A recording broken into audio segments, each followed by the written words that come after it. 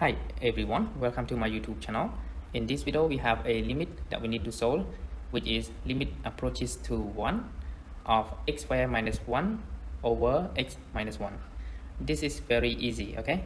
So first we have to notice that what is the form of this limit.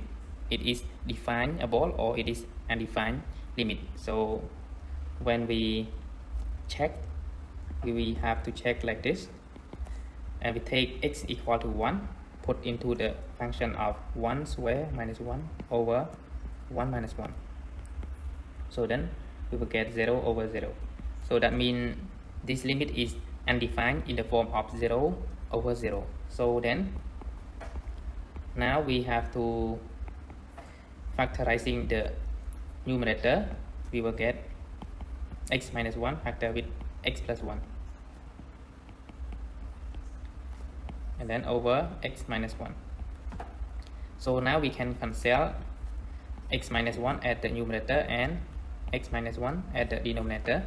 Then we will get limit x approaches to 1 of x plus 1. Okay, so then we will get 1 plus 1. So the answer will be equal to 2. Okay, so therefore limit x approaches to 1 of x squared minus 1 over x minus 1 is equal to 2.